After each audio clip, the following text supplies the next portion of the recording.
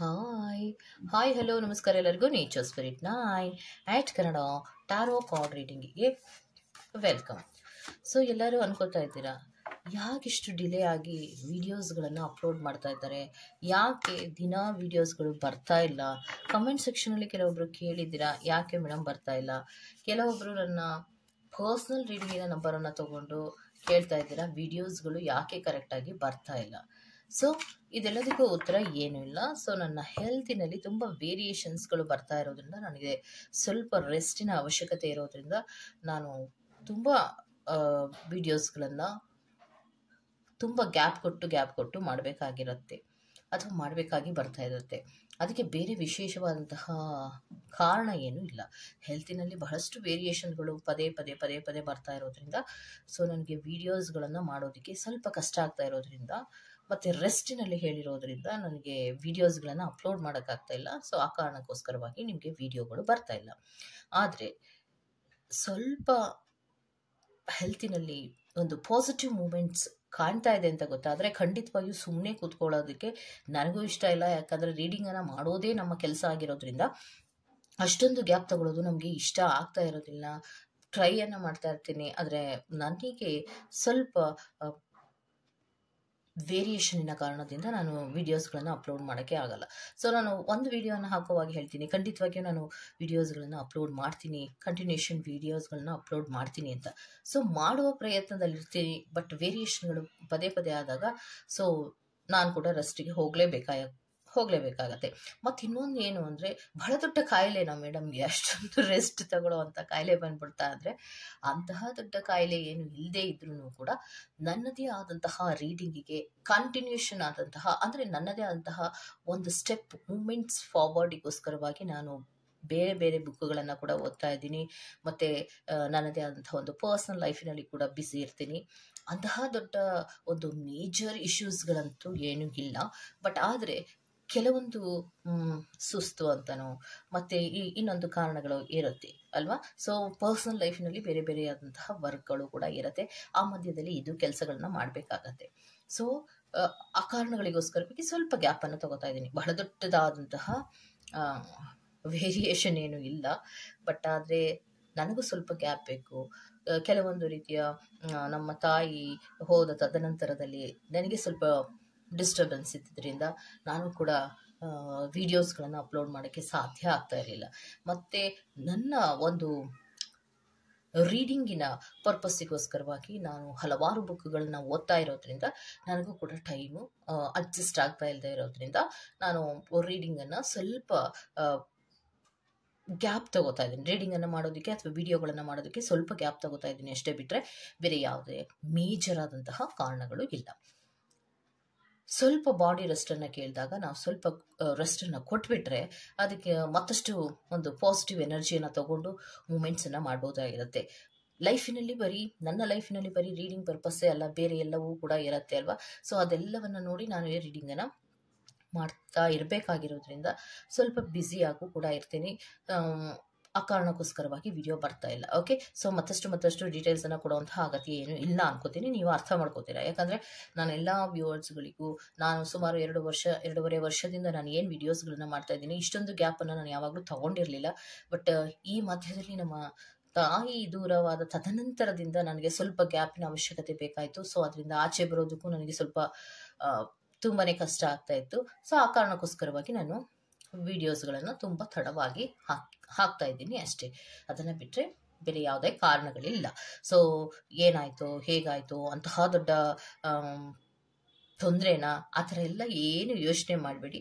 ಆ ಥರ ನನಗೇನು ಆಗಿಲ್ಲ. ಬಟ್ ಆದರೆ ಹೆಲ್ತ್ ಇಶ್ಯೂಸ್ ಇದೆ, ಬಟ್ ರೆಸ್ಟ್ ಬೇಕಾಗಿದೆ ಅಷ್ಟೇ. ಓಕೆ, ಸೊ ನಾನು ಇವತ್ತಿನ ರೀಡಿಂಗಲ್ಲಿ ತಗೋತಾ ಇರೋದೇನು ಅನ್ನೋದಾದರೆ, ಇವತ್ತಿನ ರೀಡಿಂಗು ನಾಳೆ ವಿಶೇಷವಾದಂತಹ ದಿನ ಏಪ್ರಿಲ್ 6. ಹೌದಾ, ಏಪ್ರಿಲ್ 6 ವಿಶೇಷವಾದಂತಹ ದಿನ. ನಿಮ್ಗೆಲ್ಲರಿಗೂ ಗೊತ್ತಿದೆ ಶ್ರೀರಾಮನವಮಿ. ಶ್ರೀರಾಮನವಮಿ ಬರೋದು ಯಾವಾಗ? ಯುಗಾದಿ ಹಬ್ಬದ ತದನಂತರದ 8 ದಿನಗಳ ತದನಂತರದಲ್ಲಿ ಬರುವಂತಹದ್ದು. ಚೈತ್ರ ಮಾಸದ ಶುಕ್ಲ ಪಕ್ಷದ ಆಚರಣೆಯಲ್ಲಿ ಬರುವಂತಹದ್ದೇ ನವಮಿ. ಸೊ ಈ ನವಮಿ ಅನ್ನೋದು ವಿಷ್ಣುವಿನ 7ನೇ ಅವತಾರ ಆಗಿರುತ್ತೆ. ಸೊ ಶ್ರೀರಾಮ ವಿಷ್ಣುವಿನ 7ನೇ ಅವತಾರದಲ್ಲಿ ಅವತರಿಸಿದ್ದು ಕರ್ಕಾಟಕ ಲಗ್ನದಲ್ಲಿ ಅಭಿಜಿತ್ ಮುಹೂರ್ತದಲ್ಲಿ ಜನಿಸಿದಂತಹ ವಿಶೇಷವಾದಂತಹ ಪವಿತ್ರವಾದಂತಹ ಮತ್ತೆ ಬಹಳಷ್ಟು ಪಾಸಿಟಿವ್ ಇರುವಂತಹ ಒಂದು ದಿನ ಅಂತಾನೆ ನಾವು ಹೇಳ್ಬೋದು. ಈ ದಿನದಲ್ಲಿ ನೀವು ಯಾವುದೇ ಕೆಲಸಗಳನ್ನ ಮಾಡಿದ್ರು ಕೂಡ ಅದರಲ್ಲಿ ಬಹಳಷ್ಟು ಯಶಸ್ಸನ್ನ ಪಡ್ಕೋತೀರಾ. ಅದರಲ್ಲೂ ಭೂಮಿಗೆ ಸಂಬಂಧಪಟ್ಟಂತಹ ಕೆಲಸಗಳನ್ನ ಮಾಡುವುದರಿಂದ ಭೂಮಿಯ ಪೂಜೆ ಇರಬಹುದು, ಅಥವಾ ಭೂಮಿಯ ಒಂದು ಖರೀದಿ ಮಾಡೋದಿರಬಹುದು, ಅಥವಾ ಸೈಟ್ಗಳನ್ನ ತಗೊಳ್ಳೋದಿರ್ಬಹುದು, ಅಥವಾ ಮನೆಗಳನ್ನ ತಗೊಳ್ಳೋದಿರಬಹುದು, ಅಥವಾ ಯಾವುದೇ ಒಳ್ಳೆಯ ಕೆಲಸಗಳನ್ನ ನೀವು ಮಾಡೋದಿಕ್ಕೂ ಕೂಡ ಇದು ಒಂದು ವಿಶೇಷವಾದಂತಹ ದಿನ ಅಲ್ವಾ. ಅದೇನು ಮೇಡಮ್ ಅವತ್ತಂಗಂತ ಇದ್ದೀರಾ ಅಂದ್ರೆ, ವಿಷ್ಣು ಭಗವಾನ್ ವಿಷ್ಣು ಅಂದ್ರೆ ಬಹಳಷ್ಟು ಅಲಂಕಾರ ಪ್ರಿಯ, ಆಡಂಬರ ಪ್ರಿಯ ಕೂಡ ಹೌದು. ಮತ್ತೆ ವಿಶೇಷವಾಗಿ ಅವರು 7ನೇ ಅವತಾರದಲ್ಲಿ ಆ ದಿನ ಜನಿಸಿದ್ದಾರೆ ಅಂದ್ರೆ, ದೇವರೇ ಜನಿಸಿದ್ದಾರೆ ಅಂದ್ರೆ ಅದಕ್ಕೊಂದು ವಿಶೇಷವಾದಂತಹ ಶಕ್ತಿ, ವಿಶೇಷವಾದಂತಹ ಲಗ್ನದಲ್ಲಿ ಮತ್ತೆ ವಿಶೇಷವಾದಂತಹ ಮುಹೂರ್ತದಲ್ಲಿಯೇ ಅವರು ಜನ್ಮವನ್ನ ತಾಳಿರ್ತಾರೆ ಅಂದ್ರೆ ಯಾವುದೇ ಕೆಲಸವನ್ನ ಮಾಡಿದ್ರು ಖಂಡಿತವಾಗಿಯೂ ಆಗ್ಲೇಬೇಕಲ್ವಾ, ಅಷ್ಟೇ ಅಲ್ವಾ. ಸೊ ನೆಕ್ಸ್ಟ್ ಈ ದಿನದಲ್ಲಿ ನಿಮಗೆ ಏನಾದರೂ ಕೆಲವು ಸಂದೇಶಗಳನ್ನ ಶ್ರೀರಾಮ ನವಮಿಯ ದಿನದಂದು ಕೊಡ್ತಾರಾ ಅನ್ನೋದನ್ನ ಶ್ರೀರಾಮ ಕಾರ್ಡಿನಲ್ಲಿಯೇ ನಾವು ತಿಳ್ಕೊಳ್ಳೋಣ.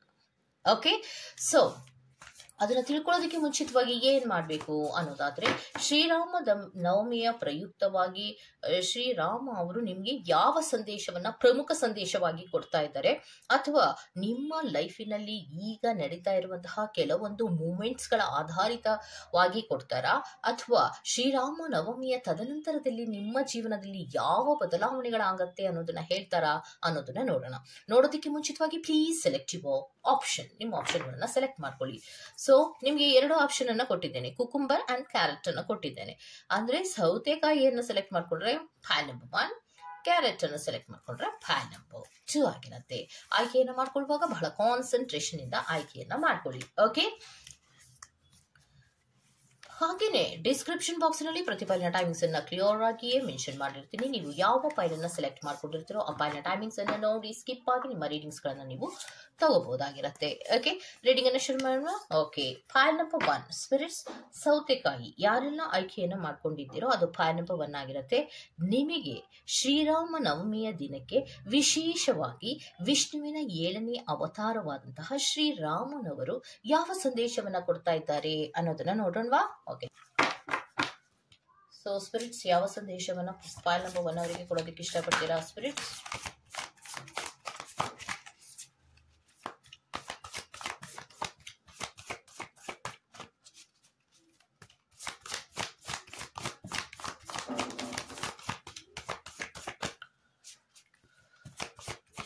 Very good. Very good.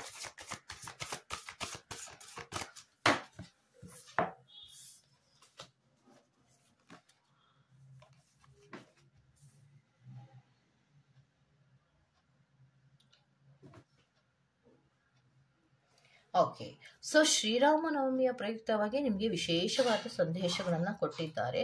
ಆ ವಿಶೇಷವಾದಂತಹ ಸಂದೇಶಗಳಲ್ಲಿ ನಿಮಗೆ 4 ಕಾರ್ಡ್ಗಳನ್ನ ಶಫ್ಲಿಂಗ್ ಕಾರ್ಡ್ ಆಗಿ ಕೊಡ್ತಾ ಇದ್ದಾರೆ. ಸೊ ಅದರ ಮಾಹಿತಿಯನ್ನ ತಗೋತಾ ಹೋಗೋಣ. ಓಕೆ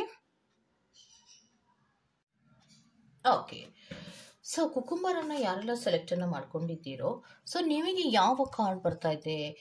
ಶ್ರೀರಾಮ ನವಮಿಯ ಪ್ರಯುಕ್ತವಾಗಿ ವಿಷ್ಣುವಿನ ಅವತಾರವಾದಂತಹ 7ನೇ ಅವತಾರ ಶ್ರೀರಾಮನವರು ಏನು ಹೇಳ್ತಾ ಇದ್ದಾರೆ ಅಂದರೆ, ಈಗ ನಿಮಗೆ ನಡೀತಾ ಇರುವಂತಹ ಟೈಮ್ ಎಲ್ಲವೂ ಕೂಡ ಒಂದು ಕರ್ಮದ ಟೈಮು ಅನ್ನೋದನ್ನ ಹೇಳ್ತಾ ಇದ್ದಾರೆ. ಓಕೆ, ಸೊ ಕರ್ಮದ ಟೈಮು ಈಗ ನಡೀತಾ ಇರೋದು. 7 ಅನ್ನುವಂತಹ ಸೈನ್ ಅನ್ನ ಕೊಟ್ಟಿದ್ದಾರೆ, ಮತ್ತೆ ವಾರ್ನಿಂಗ್ ಸೈನ್ ಕೂಡ ಆಗ್ತಾ ಇದೆ. ಕರ್ಮ ಅಂದ್ರೆ ಏನು?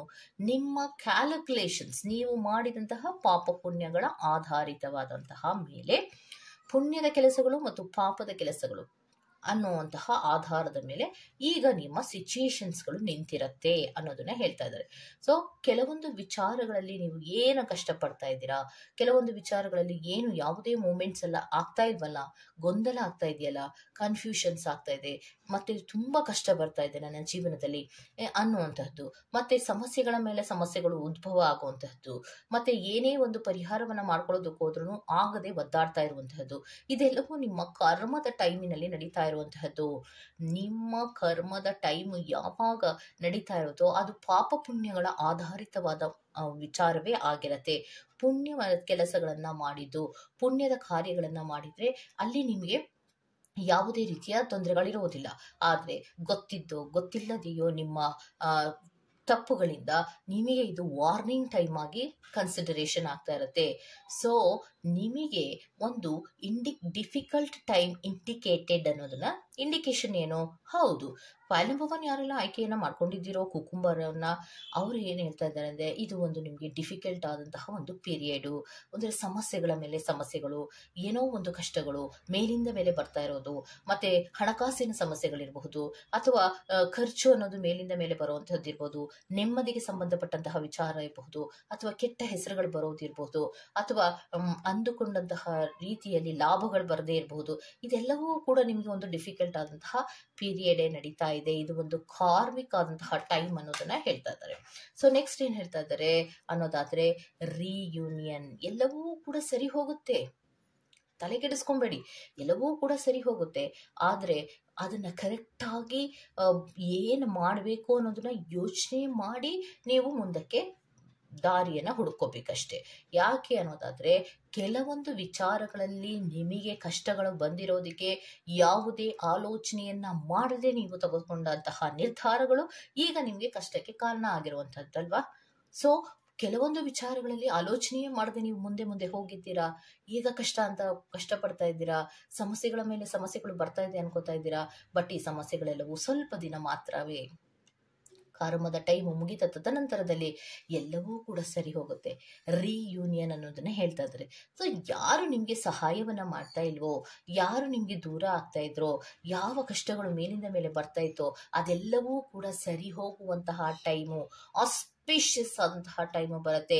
ನಿಮ್ಮನ್ನ ಕೂಡ ರೆಕಗ್ನಿಷನ್ಸ್ ಮಾಡುವಂತಹ ಒಂದು ಟೈಮು ಬರುತ್ತೆ. ಯಾಕೆ ಗೊತ್ತಾ, ನಿಮ್ಮ ಎದುರಿಗೆ ಒಬ್ಬ ವ್ಯಕ್ತಿ ಬಂದ್ರೂ ಕೂಡ ಎವ್ರ ಅನ್ನುವಂತಹ ನೆಗ್ಲೆಕ್ಟಿನ ಭಾವನೆಯಲ್ಲಿ ನಡ್ಕೊಂಡಿರೋದು ಇರುತ್ತೆ. ನೀವೇ ಒಂದು ಹಿಂತಿರುಗಿ ನೋಡಿ, ಸ್ವಲ್ಪ ದಿನಗಳ ಹಿಂದೆ ಅಥವಾ ಈಗಲೇ ನೀವು ತಿರುಗಿ ನೋಡಿ, ನಿಮ್ಮ ಜೀವನದಲ್ಲಿ ಯಾರೂ ಕೂಡ ಪ್ರಾಮುಖ್ಯತೆಯನ್ನೇ ಕೊಡ್ತಾ ಇರೋದಿಲ್ಲ. ಒಂದು ಚಿಕ್ಕ ಆ ವ್ಯಕ್ತಿ ನನ್ನನ್ನು ನಿರ್ಲಕ್ಷ್ಯ ಮಾಡಬಹುದಾ ಇಲ್ಲ ಬಿಡು ಅನ್ನುವಂತಹ ನಿಮ್ಮ ಅನಿಸಿಕೆಯು ಕೂಡ ಈಗ ವಿರುದ್ಧ ದಿಕ್ಕಿನಲ್ಲಿಯೇ ಹೋಗ್ತಾ ಇದೆ. ಯಾರೂ ಕೂಡ ನಿಮ್ಮ ಕಡೆ ಗಮನವನ್ನ ಕೊಡ್ತಾ ಇಲ್ಲ, ನಿರ್ಲಕ್ಷ್ಯದ ಮೇಲೆ ನಿರ್ಲಕ್ಷ್ಯ ಮಾಡ್ತಾ ಇರೋದು, ಗಮನವೇ ಇಲ್ಲದ ಹಾಗೆ ನಡ್ಕೊಳ್ಳುವಂಥದ್ದು, ಇದೆಲ್ಲವೂ ಏನ್ ನಡೀತಾ ಇದೆ. ಯಾವುದೂ ಕೂಡ ಶಾಶ್ವತ ಅಲ್ಲ, ಕಷ್ಟಗಳು ಶಾಶ್ವತ ಇಲ್ಲ, ಎಲ್ಲವೂ ಕೂಡ ಸರಿ ಹೋಗುತ್ತೆ. ಒಂದು ಸಮಾಧಾನಕರವಾದಂತಹ ರೀತಿಯಲ್ಲಿ ಎಲ್ಲವೂ ಕೂಡ ರಿಯೂನಿಯನ್ ರೀತಿಯಲ್ಲಿಯೇ, ಅಂದ್ರೆ ಸಾಮರಸ್ಯದ ರೀತಿಯಲ್ಲಿಯೇ ನಿನ್ನ ಜೀವನದಲ್ಲಿ ಎಲ್ಲವೂ ಕೂಡ ನಡೆಯುತ್ತೆ. ಸ್ವಲ್ಪ ವೇಟ್ ಮಾಡು, ಕಾಯಿ ಅಂತ ಹೇಳ್ತಾ ಇದ್ದಾರೆ.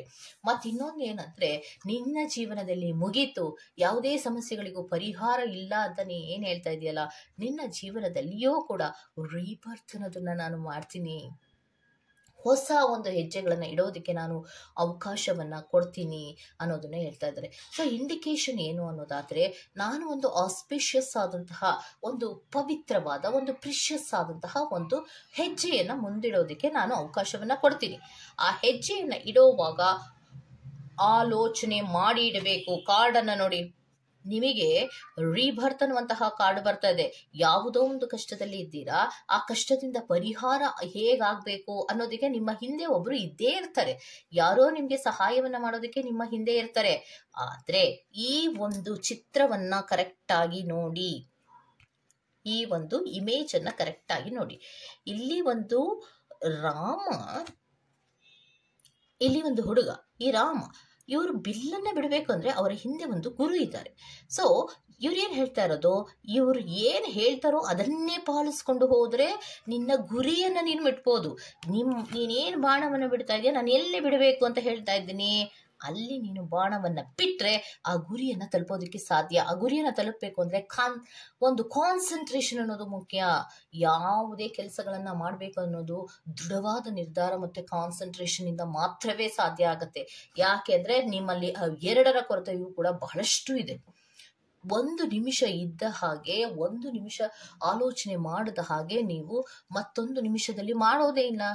ನಾನು ಇದೊಂದು ಕೆಲಸವನ್ನ ಮಾಡೇ ಮಾಡ್ತೀನಿ ಅಂತೀರಾ, ಆ ಕೆಲಸವನ್ನ ನೀವು ಕೊನೆಗಾದ್ರೂ ನೀವು ಮಾಡೋದೇ ಇಲ್ಲ. ಇದು ತಪ್ಪು.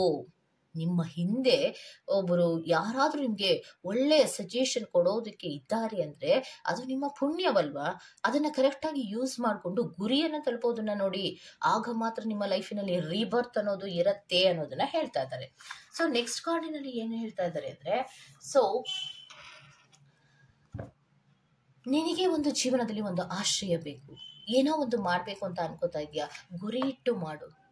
ಕಷ್ಟಗಳು ಬರುತ್ತೆ, ಅದು ಕರ್ಮದ ಟೈಮು ಅಥವಾ ಕೆಟ್ಟ ಟೈಮು ಬಂದಾಗ ನಿನಗೆ ಕಷ್ಟಗಳು ಬರುತ್ತೆ. ಯಾಕೆ? ಲೆಸನ್ಸ್ ಅನ್ನ ಕೊಡೋದಕ್ಕೋಸ್ಕರ ನಾನು ಕಷ್ಟಗಳನ್ನ ಕೊಟ್ಟಿರ್ತೀನಿ. ಕಷ್ಟಗಳನ್ನ ಕೊಟ್ಟ ತದನಂತರದಲ್ಲಿ ಸುಖವನ್ನ ಕೂಡ ಕೊಡ್ತೀನಿ, ಸಾಮರಸ್ಯದ ಜೀವನವನ್ನ ಕೊಡ್ತೀನಿ, ರೀಬರ್ತ್ ಅನ್ನ ಕೂಡ ನಿನಗೆ ಮಾಡ್ತೀನಿ. ಆ ರೀಬರ್ತಿನ ಟೈಮಿನಲ್ಲಿ ನಾನು ಹೇಗೆ ಇರಬೇಕು ಅನ್ನುವಂತಹ ಲೆಸನ್ ಅನ್ನ ಕೊಟ್ಟಿರ್ತೀನೋ ಅದನ್ನೇ ಫಾಲೋ ಮಾಡ್ಕೊಂಡು ಬಂದಾಗ ನಿನ್ನ ಜೀವನದಲ್ಲಿ ಏನಾದ್ರೂ ಒಂದು ಆಶ್ರಯ ಅನ್ನೋದಿರ್ಬೋದು, ಅಥವಾ ನಿನ್ನ ಜೀವನದಲ್ಲಿ ಏನಾದ್ರೂ ಒಂದು ಗುರಿ ಅನ್ನೋದಿರ್ಬೋದು, ತಲುಪೋದಕ್ಕೆ ಸಾಧ್ಯ ಖಂಡಿತವಾಗಿಯೂ ಆಗುತ್ತೆ. ಶ್ರೀರಾಮನವಮಿಯ ದಿನಕ್ಕೋಸ್ಕರವಾಗಿ ಶ್ರೀರಾಮನವರೇ ನಿಮಗೆ ವಿಶೇಷವಾದಂತಹ ರೀತಿಯ ಒಂದು ಸಂದೇಶವನ್ನು ಕೊಟ್ಟಿದ್ದಾರೆ. ಕರೆಕ್ಟ್ ಆಗಿ ನೀವು ಅರ್ಥ ಮಾಡ್ಕೊಳ್ಳಿ. ನಿಮ್ಮ ಜೀವನದಲ್ಲಿ ಇರುವಂತಹ ಸಿಚುಯೇಷನ್ ಏನು, ಹೇಗೆ ನೀವು ಪಾಲಿಸಬೇಕು, ಹೇಗೆ ನೀವು ಮುಂದೆ ಬರಬೇಕು, ಹೇಗೆ ನೀವು ಆ ಸಮಸ್ಯೆಯಿಂದ ಆಚೆ ಬರ್ತೀರಾ ಅನ್ನುವಂತಹ ಪ್ರತಿಯೊಂದು ಮಾಹಿತಿಯನ್ನ ಕೂಡ ಇನ್ ಡೆಪ್ತ್ ಆಗಿ ಡೀಟೇಲ್ ಆಗಿ ಕೊಟ್ಟಿದ್ದಾರೆ. ಅಂದ್ರೆ ನೀವು ಅರ್ಥ ಮಾಡ್ಕೊಳ್ಳಿ. ಖಂಡಿತವಾಗಿಯೂ ನೀವಿರುವಂತಹ ಕಷ್ಟದಿಂದ ಆಚೆ ಬರೋದಕ್ಕೆ ಸಾಧ್ಯ ಇದೆ. ಎಲ್ಲವೂ ಕೂಡ ಸರಿ ಹೋಗುತ್ತೆ. ಆದ್ರೆ ಇಡುವಂತಹ ಹೆಜ್ಜೆಗಳಲ್ಲಿ ನೀವು ಕಲಿತಂತಹ ಪಾಠ ಏನು ಅನ್ನೋದನ್ನ ಸ್ಪಷ್ಟವಾಗಿ ಅರ್ಥ ಮಾಡಿಕೊಂಡು ಮುಂದೆ ಹೋಗೋದ್ರಿಂದ ನಿಮ್ಮ ಗುರಿಯನ್ನು ನೀವು ತಲುಪಬಹುದು ಅನ್ನೋದನ್ನ ಹೇಳ್ತಾ ಇದ್ದಾರೆ. ಓಕೆ, ಸೊ ಇದಿಷ್ಟು ಶ್ರೀರಾಮನವಮಿಯ ಪ್ರಯುಕ್ತವಾಗಿ ವಿಷ್ಣುವಿನ ಏಳನೇ ಅವತಾರವಾದಂತಹ ಶ್ರೀರಾಮನವರು ಫೈಲ್ ನಂಬರ್ 1 ಅವರಿಗೆ ಕೊಡ್ತಾ ಇರುವಂತಹ ಸಂದೇಶ ಆಗಿದೆ. ಈ ತರಹದ ಸಂದೇಶಗಳು ನಿಮ್ಗೆ ಇಷ್ಟ ಆಗಿದೆ ದಯವಿಟ್ಟು ಸಬ್ಸ್ಕ್ರೈಬ್ ಮಾಡಿ, ಪಕ್ಕದಲ್ಲೇ ಇರುವಂತಹ ಬೆಲ್ ಐಕಾನ್ ಅನ್ನ ಪ್ರೆಸ್ ಮಾಡಿ. ನಾನು ನಿಮ್ಮನ್ನ ಮತ್ತೊಂದು ರೀಡಿಂಗ್ ಗಳಲ್ಲಿ ಸಿಗ್ತೀನಿ ಅಂತ ಹೇಳ್ತಾ ಅಲ್ಲಿವರೆಗೂ ಟೇಕಿ bye. Go to the next file number 2.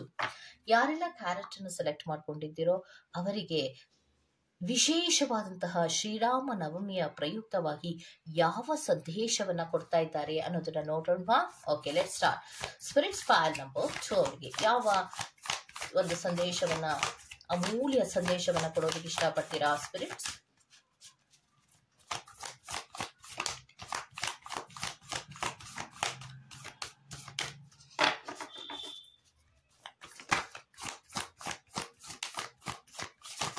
Very good.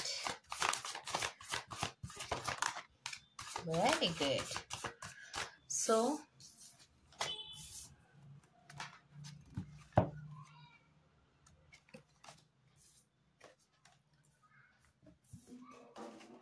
ಇನ್ನೊಂದು ಕಾರ್ಡನ್ನ ಕೊಟ್ಬಿಡೋಣ. ಓಕೆ,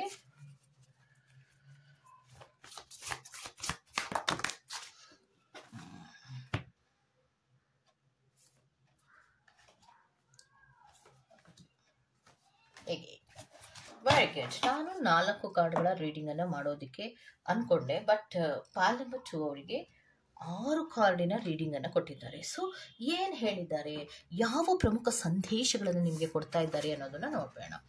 ಸೊ ಅವ್ರು ಏನ್ ಹೇಳ್ತಾ ಇದ್ದಾರೆ, ಗುಡ್ ಅಂಡ್ ಬ್ಯಾಡ್ ಫಾರ್ಚೂನ್ ಅಂದ್ರೆ ಏನು, ನಿಮ್ಗೆ ಇಂಡಿಕೇಶನ್ ಏನ್ ಕೊಡ್ತಾ ಇದೆ, ಅಲರ್ಟ್ ಅನ್ನುವಂಥದ್ದು. ಗುಡ್ ಅಂಡ್ ಬ್ಯಾಡ್ ಇಂಡಿಕೇಶನ್ ಏನು, ಗುಡ್ ಮತ್ತೆ ಬ್ಯಾಡ್ ಎರಡೂ ಇರುತ್ತೆ ನಿನ್ನ ಜೀವನದಲ್ಲಿ.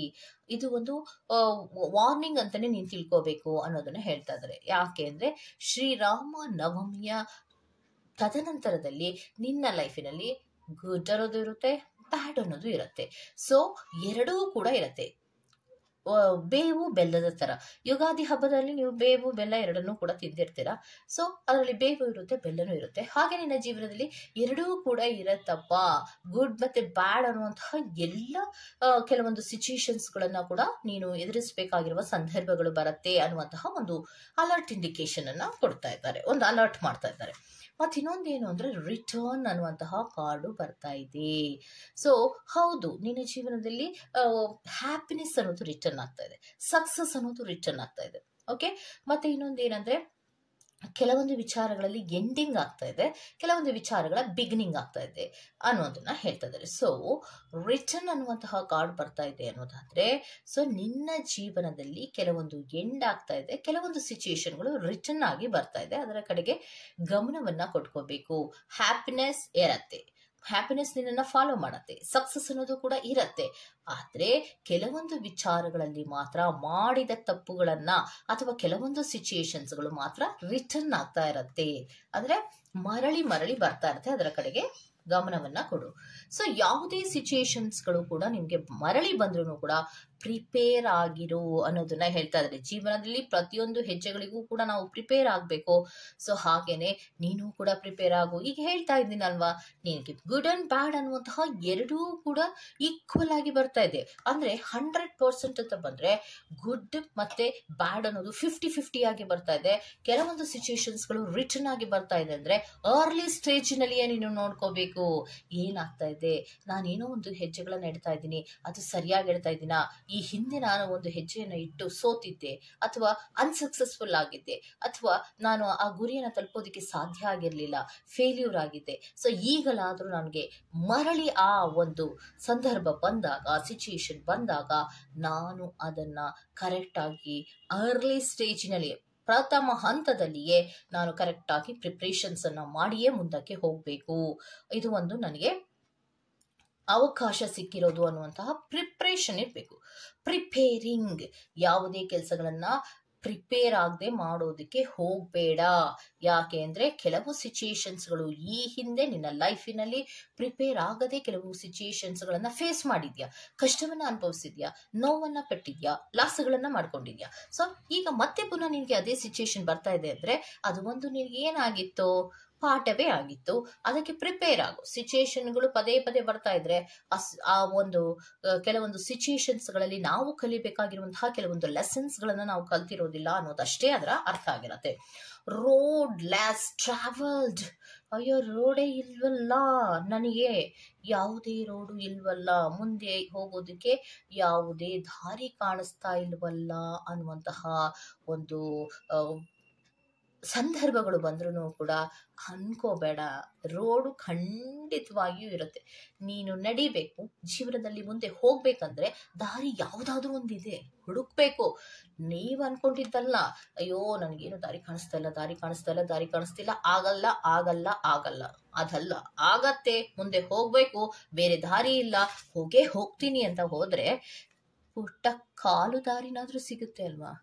ಯಾವುದೇ ಸಮಸ್ಯೆ ಇರಲಿ, ಈಗ ನಿಮಗೆ ಕಾಣಿಸ್ತಾ ಇರುವಂತಹ ದಾರಿಗಳು ಮುಚ್ಚಿದೆ ಅನಿಸ್ತಾ ಇದ್ರು ನೀನು ನಡೆಯೋದಕ್ಕೆ ಪ್ರಯತ್ನ ಮಾಡು. ಒಂದು ಪುಟ್ಟ ಮಗು ಹೆಜ್ಜೆಗಳನ್ನ ಇಡೋದಕ್ಕೆ ಸಾಧ್ಯ ಆಗಲ್ಲ, ನನ್ನ ಕೈಲಿ ನಡೆಯೋದಿಕ್ಕೆ ಆಗಲ್ಲ ಅನ್ನುವಂತಹ ಮನಸ್ಥಿತಿಯನ್ನ ಮಾಡ್ಕೊಂಡಿದ್ದಿದ್ರೆ ಅಂಬೆಗಾಲೇ ಇಡ್ತಿರ್ಲಿಲ್ಲ, ತೆವಳ್ತಾ ಇರ್ಲಿಲ್ಲ, ಎದ್ದಿ ಬಿದ್ದಿ ನಡೆಯೋದಕ್ಕೆ ಪ್ರಯತ್ನವೇ ಮಾಡ್ತಾ ಇರ್ಲಿಲ್ಲ. ಸೊ ನಿಮ್ಮ ಸಿಚುಯೇಷನ್ಸ್ಗಳಲ್ಲಿ ಅದನ್ನೇ ಅಡ್ಯಾಪ್ಟ್ ಮಾಡ್ಕೊಳ್ಳಿ. ನಾನೊಂದು ಚಿಕ್ಕ ಮಗು, ಇದು ಒಂದು ಸಮಸ್ಯೆ ದೊಡ್ಡದ್ದು, ಈ ಸಮಸ್ಯೆಯಿಂದ ನಾನು ಹೇಗೆ ಆಚೆ ಬರಬೇಕು, ತೆವಳಬೇಕು, ಅಂಬೆಗಾಲಿಡ್ಬೇಕು, ಎದ್ದೇಳ್ಬೇಕು, ಬಿದ್ರೂ ಪರವಾಗಿಲ್ಲ ಎದ್ದು ನಿಲ್ಬೇಕು. ಹೆಜ್ಜೆಗಳ ಮೇಲೆ ಹೆಜ್ಜೆಗಳು ಏನಾಗತ್ತೆ, ಒಂದು ರೀತಿಯ ತೊದಲು ಹೆಜ್ಜೆಗಳು ಅಂತ ಹೇಳ್ತೀವಿ. ಅಂದ್ರೆ ತಪ್ಪು ಸಾಡೋದು, ಒಂದ್ ಸ್ವಲ್ಪ ಹೆಜ್ಜೆಗಳು ಕರೆಕ್ಟ್ ಆಗಿ ಬರೋದಿಲ್ಲ. ತದನಂತರದಲ್ಲಿ ಒಂದು 10 ಹೆಜ್ಜೆ 20 ಹೆಜ್ಜೆ ತದನಂತರದಲ್ಲಿ ನಡೆಯೋದೇ ಇಲ್ವಾ ಮಗು? ಆ ಮಗುಗಿರುವಂತಹ ಆತ್ಮವಿಶ್ವಾಸವು ನಿಮಗಿಲ್ವಾ? ಸಿಚುಯೇಷನ್ಸ್ಗಳೆಲ್ಲವೂ ಕೂಡ ಹಾಗೆಯೇ ಇರುತ್ತೆ. ಸ್ವಲ್ಪ ಅರ್ಥ ಮಾಡಿಕೊಂಡು ಮುಂದೆ ಹೋಗುವ ಪ್ರಯತ್ನವನ್ನ ಮಾಡಿ. ಏನು ರೋಡೇ ಇಲ್ಲ ಅನ್ನೋ ತರ ಅಲ್ಲ, ಟ್ರಾವೆಲ್ ಅನ್ನ ಮಾಡುವಂತಹ ಮನಸ್ಥಿತಿ ಇದೆ, ಯಾವುದಾದ್ರೂ ರೋಡ್ ನಿನಗೆ ಕಾಣಿಸುತ್ತೆ ಅನ್ನೋದನ್ನ ಹೇಳ್ತಾ ಇದ್ದಾರೆ. ಸರ್ಚ್ ಅಂಡ್ ಸ್ಟ್ರಗಲ್, ನಿನ್ನ ಸಿಚುಯೇಷನ್ಸ್ಗಳಲ್ಲಿ ತುಂಬಾ ಹುಡುಕ್ಬೇಕು, ಸ್ಟ್ರಗಲ್ ಮಾಡಬೇಕು, ಪಡಬೇಕು ಅಂದ್ರೆ ಗ್ರೇಟ್ ಡಿಫಿಕಲ್ಟ್ ಅನ್ನೋದು ಇರತ್ತೆ. ತುಂಬಾ ಕಷ್ಟಪಡ್ಬೇಕು. ನೋಡಿ, ಈ ಚಿತ್ರವನ್ನ ನೋಡಿ, ಶ್ರೀರಾಮನನ್ನ ಒಲಿಸ್ಕೋಬೇಕು ಅನ್ನುವಂತಹ ಹನುಮಂತರು ಕೂಡ ತುಂಬಾ ಸ್ಟ್ರಗಲ್ ಮಾಡಿದ್ದಾರೆ. ಏನು, ಅವರ ನಿಷ್ಕಲ್ಮಶವಾದಂತಹ ಭಕ್ತಿ, ಶ್ರದ್ಧೆ, ಅವರಲ್ಲಿರುವಂತಹ ದೃಢ ವಿಶ್ವಾಸ, ಇವೆಲ್ಲವೂ ಕೂಡ ಆತ್ಮೀಯತೆಯ ಹತ್ರಕ್ಕೆ, ಶ್ರೀರಾಮನ ಆತ್ಮೀಯತೆಯ ಹತ್ರಕ್ಕೆ ಕರ್ಕೊಂಡೋಗಿದ್ದಲ್ವಾ. ದೇವರ ಹತ್ರಕ್ಕೆ ಕರ್ಕೊಂಡೋಗಿದ್ದೇನು ಅವರಲ್ಲಿದ್ದಂತಹ ಆತ್ಮವಿಶ್ವಾಸ, ಅವರಲ್ಲಿದ್ದಂತಹ ಒಂದು ದೃಢವಾದ ನಂಬಿಕೆ. ರಾಮ ರಾಮ ರಾಮ ರಾಮ ರಾಮ, ಹಗಲು ರಾತ್ರಿ ಅವರು ಯೋಚನೆ ಮಾಡ್ತಿದ್ದಂತಹ ರೀತಿ. ಸೊ ಇದೆಲ್ಲವೂ ಕೂಡ ಎಂತಹ ಡಿಫಿಕಲ್ಟ್ ಟೈಮಿನಲ್ಲಿಯೂ ಕೂಡ ರಾಮ ಬರ್ತಾರೆ, ಅವರು ನನಗೆ ಸಹಾಯವನ್ನ ಮಾಡ್ತಾರೆ, ದಾರಿಯನ್ನ ತೋರಿಸ್ತಾರೆ. ಈ ವಿಶ್ವಾಸದಲ್ಲಿ ನೀವಿದ್ದಾಗ ಖಂಡಿತವಾಗಿಯೂ ಎಂತಹ ಕಷ್ಟದ ಸಿಚುಯೇಷನ್ಸ್ಗಳು ಬಂದ್ರೂ ಕೂಡ ನೀವು ಮುಂದಕ್ಕೆ ಹೋಗೋದಕ್ಕೆ ಖಂಡಿತ ದಾರಿ ಇದೆ. ಕನ್ಸಲ್ಟ್ ಅಗೈನ್, ಕನ್ಸಲ್ಟ್ ಮಾಡಿ. ಯಾಕೆ ಒಂದು ಸಮಸ್ಯೆಗಳು ಬಂದಿದೆ ಅಂದ್ರೆ ಯಾರನ್ನಾದ್ರೂ ಕೇಳಿ, ಈ ಸಮಸ್ಯೆಗೆ ಪರಿಹಾರ ಇಲ್ವಾ ಯೋಚನೆ ಮಾಡಿ. ಇವಾಗ ನಾವು ಒಂದು ಸಮಸ್ಯೆಯಲ್ಲಿ ಸಿಲ್ಕೊಂಡಿದೀವಿ, ನಮ್ಗೆ ಯಾರು ಇಲ್ಲ ಸಹಾಯಕ್ಕೆ. ಓಕೆ, ಸೊ ಯಾರು ಇಲ್ಲ ಸಹಾಯಕ್ಕೆ, ನಮ್ಗೆ ಏನ್ ಮಾಡೋದು? ಅವ್ರು ಏನ್ ಹೇಳ್ತಾ ಇದ್ದಾರೆ? ಕನ್ಸಲ್ಟ್. ಕನ್ಸಲ್ಟ್ ಅಂದ್ರೆ ಏನು? ಮರಳಿ ಪ್ರಯತ್ನವನ್ನ ಮಾಡು, ಇಲ್ಲಾಂದ್ರೆ ನಿನ್ಗೆ ಯಾರು ಸಹಾಯವನ್ನ ಮಾಡ್ತಾರೋ ಅಥವಾ ಏನ ಪದೇ ಪದೇ ನಿನ್ನ ಸಿಚುಯೇಷನ್ಸ್ಗಳು, ಯಾವುದೋ ಒಂದು ಕಷ್ಟದ ಸಿಚುಯೇಷನ್ಗಳಲ್ಲಿ ಎದುರಾಗುವಂತಹ ಸಂದರ್ಭಗಳು ಏನು? ಈಗ ಫಾರ್ ಎಕ್ಸಾಂಪಲ್ ನಮ್ಗೆ ಯಾರೂ ಸಹಾಯವನ್ನ ಮಾಡಿಲ್ಲ ಅಂದ್ರೆ ನಾವೇನ್ ಮಾಡ್ತೀವಿ? ಸುಮ್ಮನೆ ಕೂತ್ಕೊಂತೀವಿ, ಅಥವಾ ನಾವು ಸುಮ್ಮನೆ ಬೇಜಾರಲ್ವಾ ಅಂತ ನಾವ್ ಎಲ್ಲಿಗೋ ಓಡಾಡ್ತಾ ಇರ್ತೀವಿ. ನಮ್ಮ ಎದುರಿಗೆ ಒಂದು ಸಿಚುಯೇಷನ್ ಬರುತ್ತೆ, ಆ ಸಿಚುಯೇಷನ್ಸ್ ಸುಮ್ಮನೆ ನಮ್ಮ ಎದುರಿಗೆ ಬಂದು ಕಂಡಿರಲ್ಲ. ನೀವು ಅದನ್ನ ಕರೆಕ್ಟ್ ಆಗಿ ಅಬ್ಸರ್ವೇಷನ್ ಮಾಡಿದ್ರೆ ಅಲ್ಲೇನೋ ಉತ್ತರವನ್ನ ಕೊಟ್ಟಿರ್ತಾರೆ. ಸೊ ಕೂತಾಗ ನಿಂತಾಗ ಸಮಸ್ಯೆಗಳ ಪರಿಹಾರದತ್ತ ಯೋಚನೆಯನ್ನ ಮಾಡ್ತಾ ಇದ್ರೆ ಖಂಡಿತವಾಗಿಯೂ ನಿಮ್ಗೆ ಸಮಸ್ಯೆಗೆ ಪರಿಹಾರ ಅನ್ನೋದು ಸಿಗತ್ತೆ. ಡಿಫಿಕಲ್ಟ್ ಅಂತೂ ಟೈಮ್ ಅಂತೂ ಇದೆ. ಸೊ ಆದ್ರೆ ನೀವು ಪ್ರಿಪೇರ್ ಆಗ್ಬೇಕು, ಪ್ಯೂರ್ ಹಾರ್ಟ್ ನಿಮ್ಮಲ್ಲಿ ಇರಬೇಕು, ಮತ್ತೆ ನಾನು ಈ ಸಮಸ್ಯೆಯಿಂದ ಆಚೆ ಬರಬೇಕು ಅನ್ನುವಂತಹ ಮನಸ್ಥಿತಿಗಳು ನಿಮಗೆ ಇದ್ದಾಗ ಕನ್ಸಲ್ಟ್ ಅಗೈನ್. ಎಲ್ಲಿ ಸಮಸ್ಯೆ ಇದೆ, ಯಾಕಾಗಿದೆ, ಹೇಗೆ ನಾನು ಇದರಿಂದ ಆಚೆ ಬರಬೇಕು, ಈ ಒಂದು ಪ್ರಯತ್ನಗಳಿಂದ ಮಾತ್ರವೇ ನಿಮ್ಮ ಸಮಸ್ಯೆಗಳಿಂದ ಆಚೆ ಬರೋದಕ್ಕೆ ಸಾಧ್ಯ ಆಗತ್ತೆ. ನಾನು ಶ್ರೀರಾಮನವಮಿ ದಿನ ಏನ್ ಹೇಳ್ತಾ ಇದ್ದೀನಿ ಅಂದ್ರೆ, ಕಷ್ಟಗಳು ಬರೋದಿಲ್ಲ, ಕಷ್ಟಗಳ ಜೊತೆಗೆ ನಾನು ಪರಿಹಾರವನ್ನ ಕೊಟ್ಟಿರ್ತೀನಿ. ಪರಿಹಾರವನ್ನ ಹುಡುಕುವಂತಹ ಮನಸ್ಥಿತಿ ಯಾರಿಗೆಲ್ಲ ಇರುತ್ತೋ ಅವರಿಗೆ ಪರಿಹಾರವನ್ನ ಕೊಡ್ತೀನಿ. ನನಗೆ ಆಗಲ್ಲ ಅಂತ ಕೂತ್ಕೊಂಡ್ರೆ ಖಂಡಿತವಾಗಿಯೂ ನಿಮ್ಮ ಸಮಸ್ಯೆಗೆ ಪರಿಹಾರ ಅನ್ನೋದು ಖಂಡಿತ ಸಿಗೋದಿಲ್ಲ. ಪ್ರಯತ್ನವನ್ನ ಮಾಡಿದ್ರೆ ಮಾತ್ರವೇ ಪ್ರತಿಫಲ ಸಿಗುವಂತದ್ದು. ಯಾವುದೇ ಕೆಲಸವನ್ನ ಮಾಡಿದ್ರು ಪ್ರಯತ್ನಕ್ಕೆ ಫಲವೇ ಹೊರತು ಕೂತ್ಕೊಂಡು ಆಲೋಚನೆ ಮಾಡ್ತೀನಿ, ಕೂತ್ಕೊಂಡು ಅಳ್ತಾ ಇರ್ತೀನಿ, ಕೂತ್ಕೊಂಡು ಯೋಚನೆ ಮಾಡ್ತಾ ಇರ್ತೀನಿ ಅಂದ್ರೆ ಅದು ಯಾವುದಕ್ಕೂ ಕೂಡ ಪ್ರತಿಫಲ ಸಿಗೋದಿಲ್ಲ. ಪ್ರಯತ್ನಕ್ಕಷ್ಟೇ ಪ್ರತಿಫಲ. ಓಕೆ, ಸೊ ಇದನ್ನೇ ಹೇಳ್ತಾ ಇರೋದು. ಏನ್ ಮಾಡ್ಬೇಕು, ಸಮಸ್ಯೆಯಿಂದ ಹೇಗೆ ಆಚೆ ಬರಬೇಕು, ಏನೆಲ್ಲ ಆಯ್ತು, ಹೇಗಪ್ಪ ನಾನು ಇದರಿಂದ ಆಚೆ ಬರೋದು ಅನ್ನುವಂತಹ ಒಂದು ಪಾಸಿಟಿವ್ ವೈಬ್ರೇಷನ್ಸ್ ಅನ್ನ ಇಟ್ಕೊಂಡು ನೀವು ಹುಡುಕುವಂತಹ ಪ್ರಯತ್ನವನ್ನ ಮಾಡಿದ್ರೆ ಖಂಡಿತವಾಗಿಯೂ ಆ ಸಮಸ್ಯೆಯಿಂದ ಆಚೆ ಬರೋದಕ್ಕೆ ಸಾಧ್ಯ ಇದೆ. ಆದ್ರೆ ಪಾಯಿಂಟ್ ನಂಬರ್ 2 ಅವರಿಗೆ ಗುಡ್ ಅಂಡ್ ಬ್ಯಾಡ್ ಅನ್ನುವಂತಹ 2 ಸಿಚುಯೇಷನ್ಸ್ಗಳು ಕೂಡ ಈಕ್ವಲ್ ಆಗಿ ಬರ್ತಾ ಇರೋದ್ರಿಂದ ಸ್ವಲ್ಪ ಹುಷಾರಾಗಿ ಇರಬೇಕು ಅನ್ನುವಂತಹ ಒಂದು ವಾರ್ನಿಂಗ್ ಟೈಮ್ ಅನ್ನು ನಿಮಗೋಸ್ಕರವಾಗಿ ಕೊಡ್ತಾ ಇದ್ದಾರೆ. ಓಕೆ, ಸೊ ಇದಿಷ್ಟು ವಿಷ್ಣುವಿನ 7ನೇ ಅವತಾರವಾದಂತಹ ಶ್ರೀರಾಮನವಮಿಯ ಪ್ರಯುಕ್ತವಾಗಿ ಶ್ರೀರಾಮನವರ ಸಂದೇಶಗಳಾಗಿರುತ್ತೆ. ಈ ತರಹದ ಸಂದೇಶಗಳು ನಿಮ್ಗೆ ಇಷ್ಟ ಆಗಿದ್ರೆ ದಯವಿಟ್ಟು ಸಬ್ಸ್ಕ್ರೈಬ್ ಮಾಡಿ, ಪಕ್ಕದಲ್ಲೇ ಇರುವಂತಹ ಬೆಲ್ ಐಕಾನ್ ಅನ್ನು ಪ್ರೆಸ್ ಮಾಡಿ. ನಾನು ನಿಮ್ಮನ್ನ ಮತ್ತೊಂದು ರೀಡಿಂಗ್ ಗಳಲ್ಲಿ ಸಿಗ್ತೀನಿ ಅಂತ ಹೇಳ್ತಾ ಅಲ್ಲಿವರೆಗೂ ಟೇಕ್ ಕೇರ್, ಬೈ ಬಾಯ್.